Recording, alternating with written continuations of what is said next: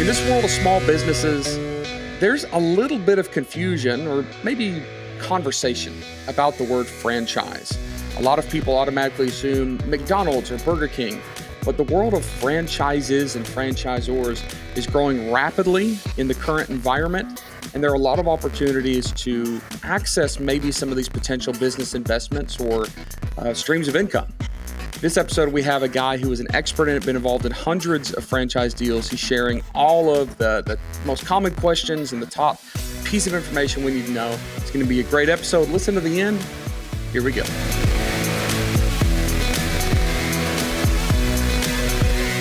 Hey, everybody, and welcome to another episode of the AM/PM podcast. I'm your host, Tim Jordan, and today we are talking about franchises.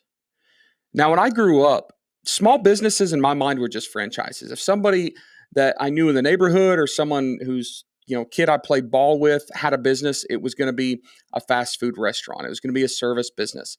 And I remember thinking that franchises were a little bit like a MLM, a multi-level marketing thing. I didn't understand, why would I want to get into a business where I have to pay someone to open up a shop with their name on it, and then I'm building their name, and I have to pay royalties. I have to pay a portion of my profits to these people. Like, why not just go start my own business?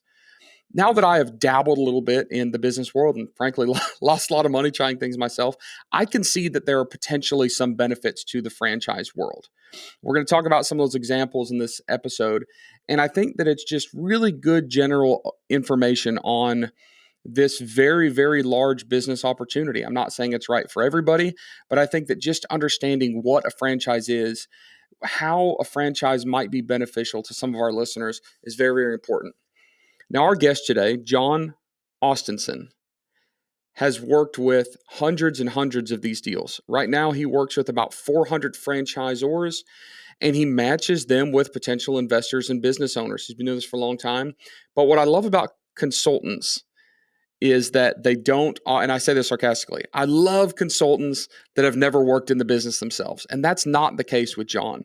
John has actually been a franchise owner multiple times himself. He understands the business, then later became a consultant.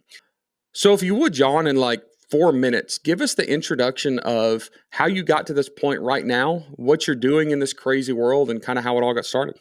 Yeah, absolutely. No, like many members of your audience, I was in the corporate world for a number of years, had a great run, getting to do some international consulting with some large firms, and went back and got my MBA and was continuing down the corporate path. And, it was hard to leave, but I had that desire. For me, it was to go from a public company to a private company.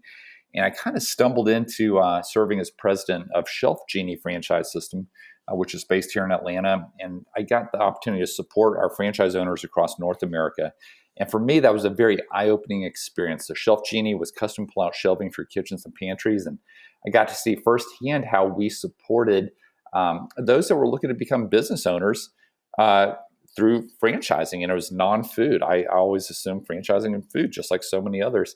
And long story short, ended up partnering with the founder of Shelf Genie. We spun off. We've owned some franchises ourselves. I've got other business partners.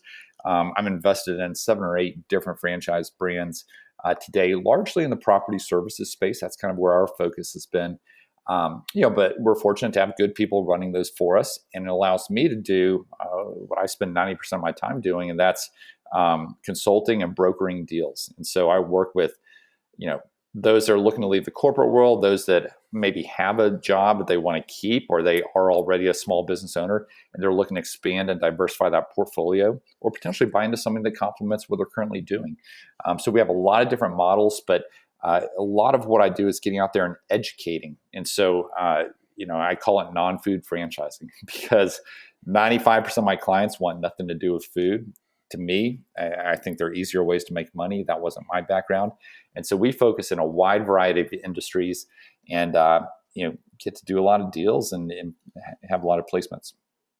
So why is franchising a hot topic right now? Like, I feel like I've seen this resurgence of the conversation happening in the past few years. Is that just a COVID-induced thing, or was it happening before then? It was happening before then for sure. And I would say COVID only extended that. I think COVID caused a lot of people to step back and question the path they're on, do some thinking. woke a lot of people up to the idea of, hey, maybe now's the time to scratch that entrepreneurial itch.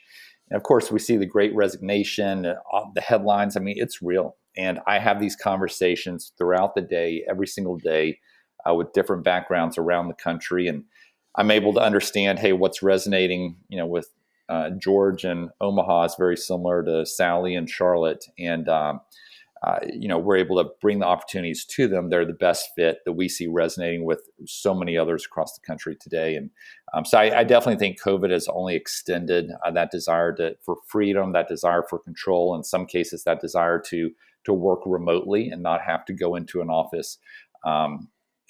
People would rather build their own empire than build someone else's empire. And I think they're waking up to that. So with that being the context, explain what a franchise actually is. Like we just talked about owning your own business, scratching that entrepreneurial itch, but now follow up with what an actual franchise is in the context of this conversation and in the context of 2022. Yeah, so by definition, a franchise is a shared brand. It is support being provided by essentially the home office or corporate side, and then it's some form of financial royalty being paid back for that support. So there are some businesses out there that may be operating as franchises and not don't recognize it, but franchising is regulated by the Federal Trade Commission. Every franchise brand has to cross their T's, dot their I's with their FDD or franchise disclosure document.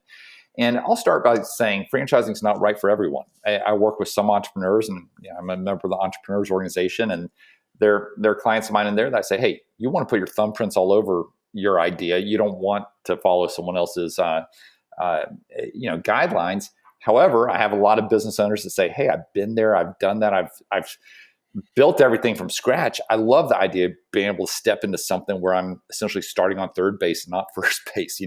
I know the path to profitability on day one. I'm not trying to figure out product market fit and is this even profitable? It has the potential to be profitable. And so with franchising, some of the benefits there are you've got essentially a coach on the sidelines, that franchisor who the better you perform, the better they perform. And so you have some aligned interest.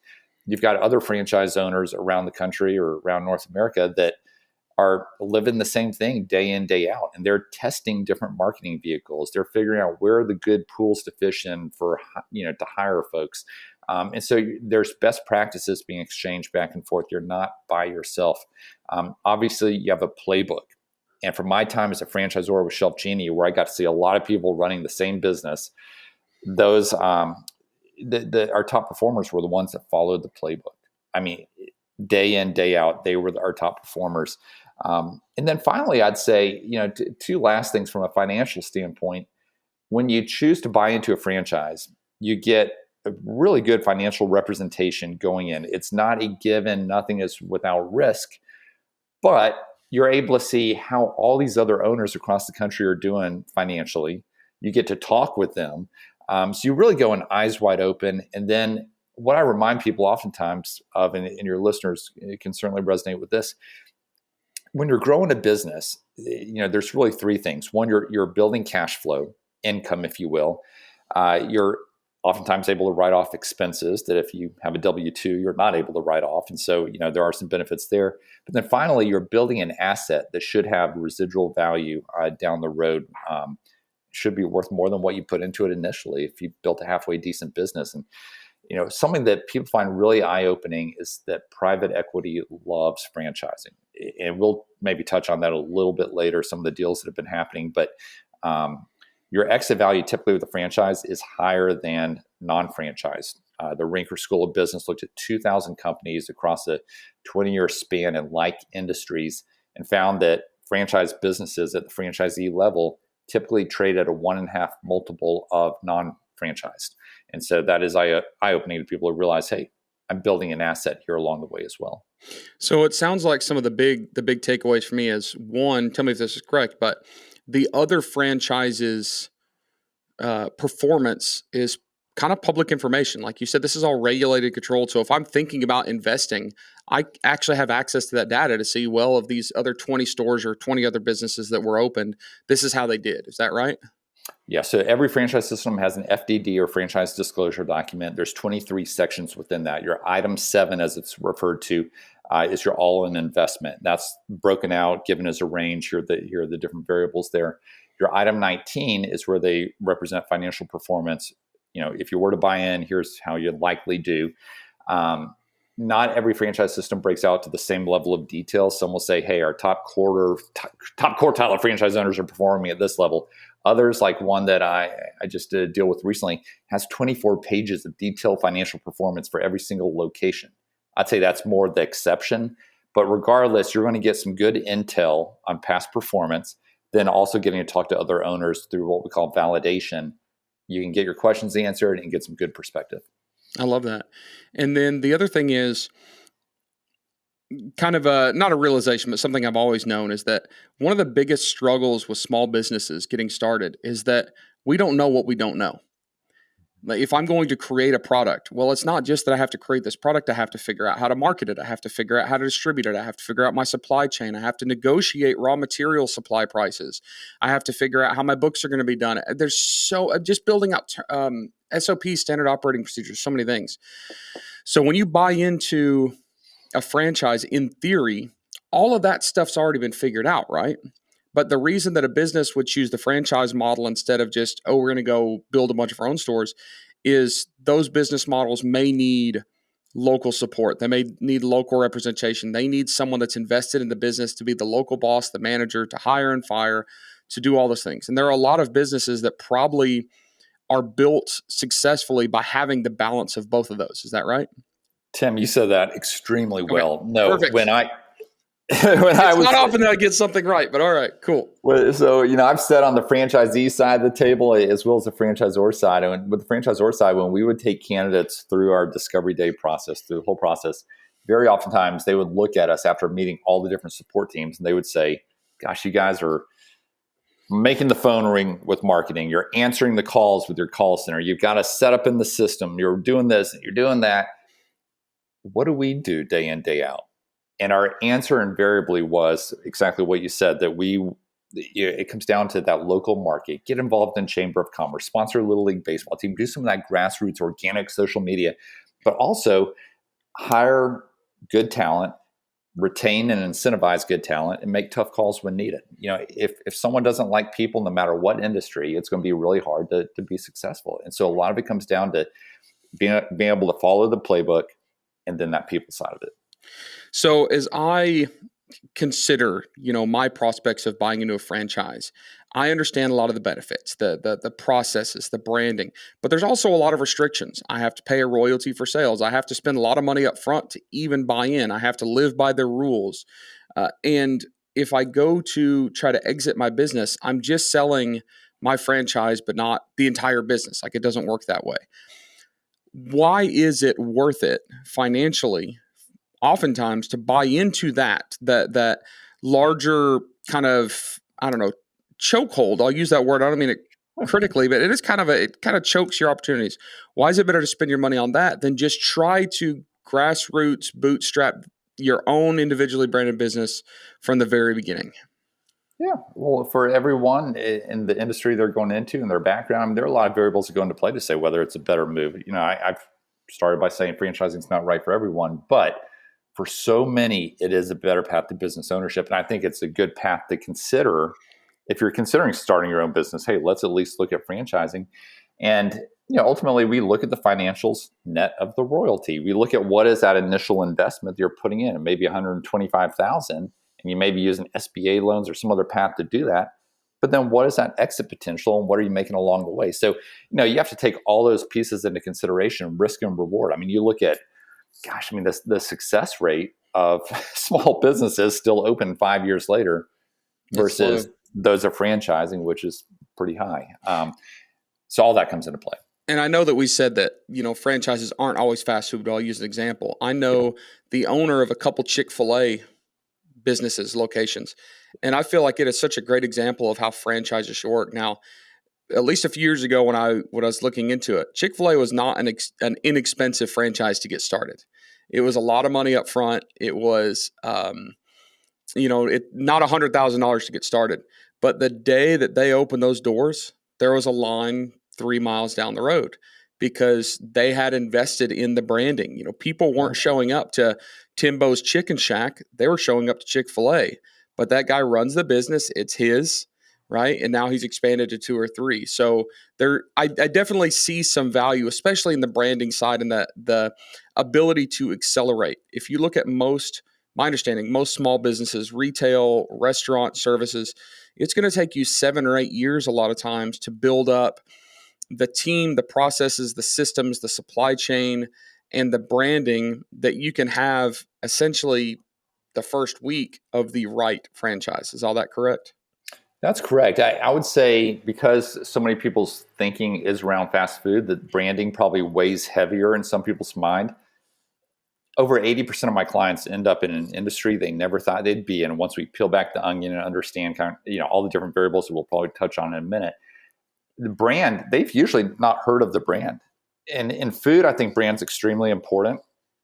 But part of the reason I don't do food is, the brands can be trendy. It's what I look at more is the leadership team, the model, the track record, what they're providing, how they're supporting you. That plays in so much more than brands. Frankly, if it's a brand that you've recognized, it's going to be sold out in your market. It's extremely competitive out there. I mean, things are going fast. And so it is emerging brands that may have anywhere from 5 locations to 50 locations or 200 locations with room to grow. That's where the placements are happening. Because if you say, hey, I like the idea of a ServPro business. Well, ServPro has been sold out in Atlanta for I don't know how many decades. But we've got some others that have a ServPro twist to them, but some uniques, and they've got a proven business model. But it's a brand that hasn't been introduced to the Atlanta market yet. And so we work a lot with emerging brands, and there's some neat things going on out there coming down the chute. Well, it's interesting that you said that a lot of these new franchise owners that you work with get into an industry they didn't even know existed. So I think that adds some weight to this idea that there is a lot already built out for you. You don't have to be an expert in sucking water out of a, carpet. You just have to be able to fulfill some of those local functions and let everybody else handle the training and the here's the equipment you need and here's how you market it. That is exceptionally cool. So here's another question. We've talked about why a franchise might have a lot of advantages for an entrepreneur. If franchises are so awesome, why don't big businesses just go and buy them all up, right? If they can look at the decks, the prospectuses, and see, hey, these businesses have a very strong track record of success with this amount of growth. Why did an investment bank come in and just buy up everything?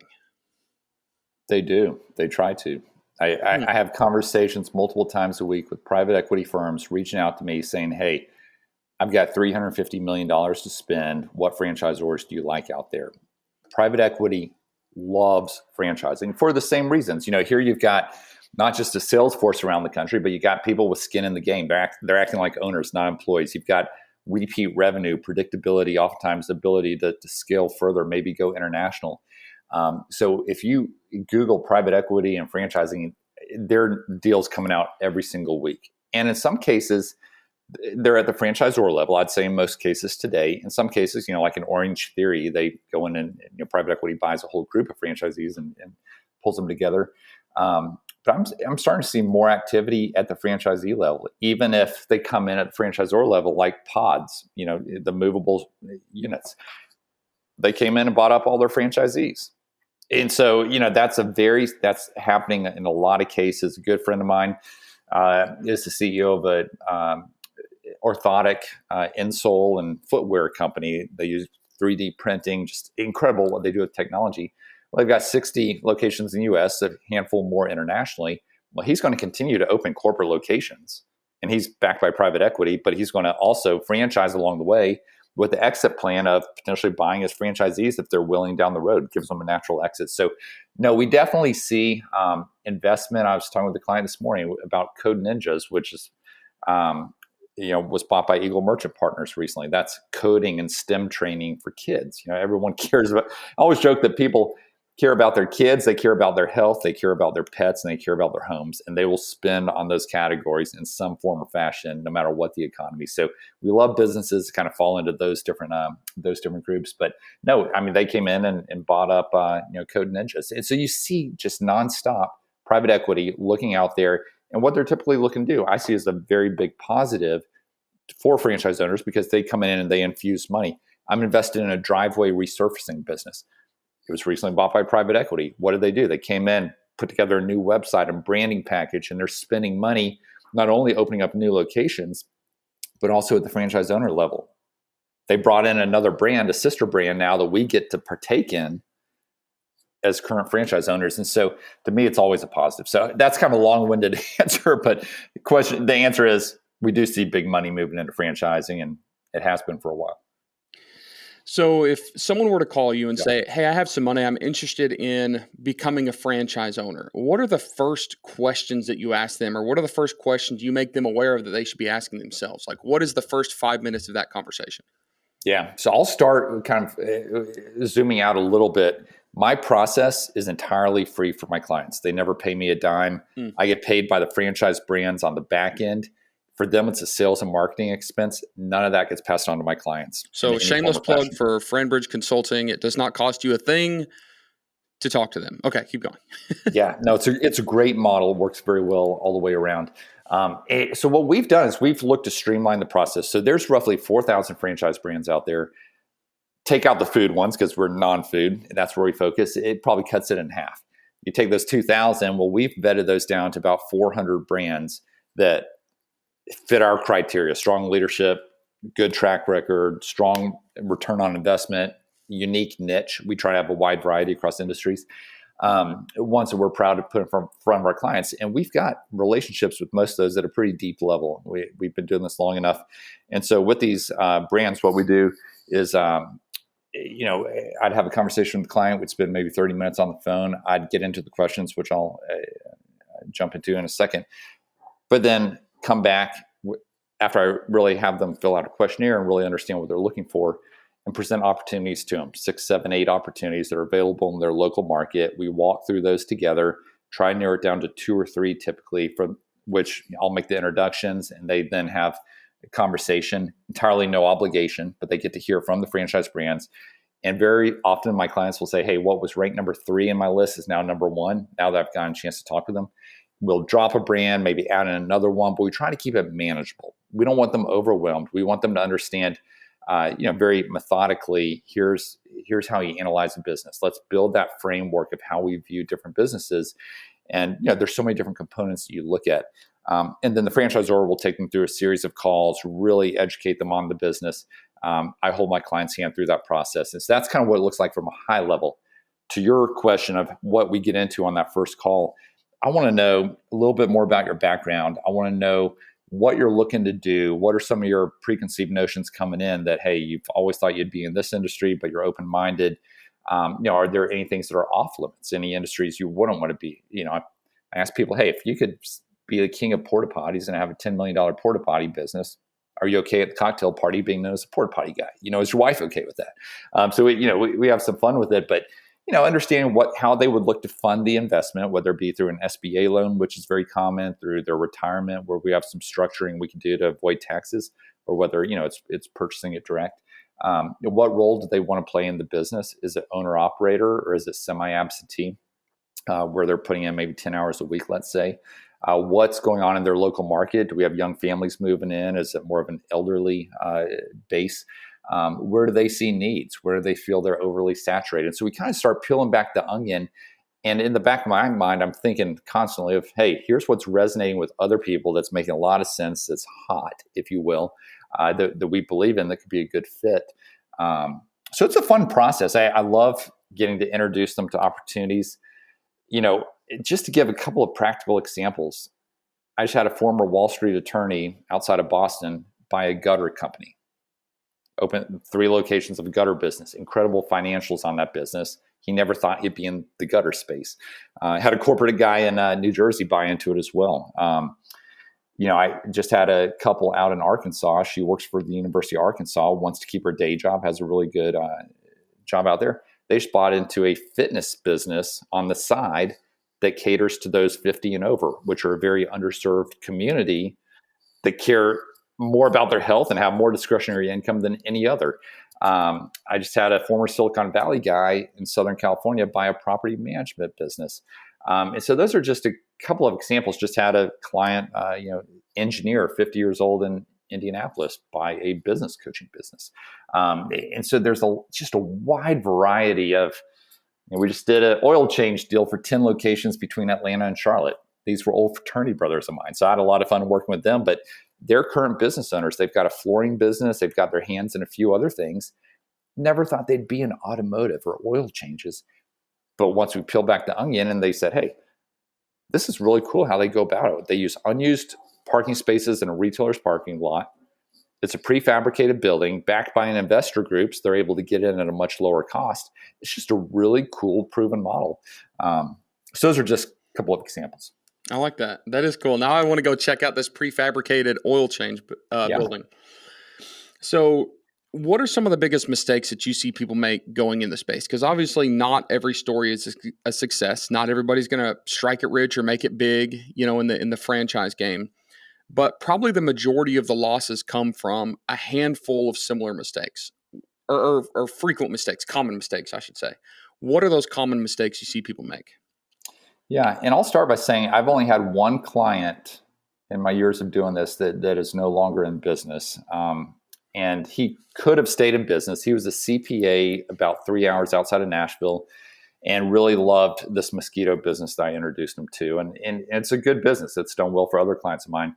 However, he was 3 hours outside the market, and he launched in what was a colder than usual spring. And there are a lot of macro factors, but ultimately, I think his proximity was a challenge in a business like that. He didn't have friends and family putting out yard signs or writing reviews online because he wasn't local to the market. So I think in some cases, geography matters more than others. So that would be one example. Second, I'd say the biggest one is just having the right general manager. In some of my businesses, we've had to cycle through a couple of general managers, where we were semi-absentee and, we had someone essentially running the business for us. And maybe we had too much confidence in them and we were a little too hands-off out of the gate. And I mean, those are still running today. It's just we then had to play catch up a little bit. So I think it's, it comes down to people having the right person running point, giving them the right leash. I've got a client of mine over in South Carolina, Nathan, who is the largest franchise owner of 2 Men in a Truck moving service. Operates in about 9 markets, does $30 million a year. He's 39 years old. So he's built up a great team. And so he and I did a couple of deals last year for businesses in which he's now built the talent in-house, and he sources these guys through church usually and gets to know them. They earn his trust. And then he gives them a lot of equity to go out and run these businesses, totally incentivizes them. His theory is I'd rather have a larger piece or of a smaller nut than a smaller piece of a large nut. He wants them incentivized. And he's had a great track record. He's come back and bought additional locations for every deal that we've done. And he's actually willing to coach my clients too on how you go about finding that right general manager, how to set them up for success. So I'd say that's probably your number one reason, Tim, is finding the right person. That's always been my biggest fear because I am not great at hiring. I'm really bad at firing, and I'm really bad at delegating. So yeah, that's terrifying. But at least those issues are surmountable, right? Mm-hmm. This isn't something that you can't overcome. This isn't something that can't be taught, can't be learned, and can't be fixed with some trial and error. It's not like the franchise, from what you're saying, that the biggest mistakes are that people are, getting into businesses that are just doomed to fail.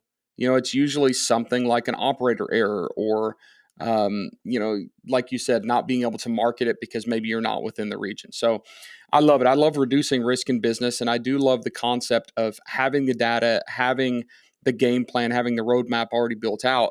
So even if it does mean you have to fork over more money and go get that loan if you need to get started, and you have to pay royalties, I like what you said. It's better to have a small piece of a big nut than a big piece of a small nut, right? I love that. And for a lot of people, I personally know franchises have been successful for them. I've just never understood where it lands, like maybe in my future, right? And some of these questions that you've gone over today kind of help answer that. There can be absentee businesses because I don't want to be hiring general managers for fast food companies the rest of my life. Like I refuse to do that. My wife says I spend too much time in a fast food restaurant as it is. I don't need to be back there at the fry machine more. All right, great. One thing that you said that I really love is that your services to potential franchisees is free. You don't charge anything for that. So free consultation, free advice. You get paid, I guess, finder's fees from the Franchisors is the term you used. So for any of you that are thinking about potentially getting into franchising, check out franbridgeconsulting.com. I'm sure, John, you've got tons of information. You've got tons of blog articles and all that good stuff people can peruse through. And then anybody that's serious can eventually get in touch with your team and kind of see what that possibility looks like. Is there anything else I'm forgetting there? Yeah, come to our website, sign up for our newsletter, connect with me on LinkedIn. But yeah, we'd be happy to send you some resources. Just had an article come out in Forbes 2 weeks ago that does a good job of laying the landscape of what we're seeing out there, and some other podcast episodes and such too, where we drill into specific opportunities. So I think that's where the juices start flowing for people when they say, "Hey, I can make that in that business. I never would have thought." And so that's fun. So I think it's the exposure and just kind of acclimate yourself to the idea. But yeah, happy to share those resources. Sign up for our newsletter. I'll ping you directly and make sure you at least have some material to start on. Amazing. So that's Franbridge, FRANBRIDGE consulting.com for all of you that are listening. And you don't have the show notes here on the YouTube channel. Well, thank you, John, for being on. I know it sounds like you're a very busy guy, so we appreciate you spending some time to give some free information to our listeners. And for those of you that are listening, we appreciate you being here. We love the love and support that you give us. We just had another really high number for the last month of January of downloads, and we appreciate all the love and support you guys give us. If you love this episode, make sure to leave us a review on whatever podcast platform you're listening to, whether that's Google Podcasts or Spotify or Apple. If you are watching YouTube, give us a thumbs up. Make sure you subscribe to this channel and share this episode to anybody else that you think might find value in it. John, we appreciate you being on. Hope you have a great year, and we'll see all of you next week on another podcast.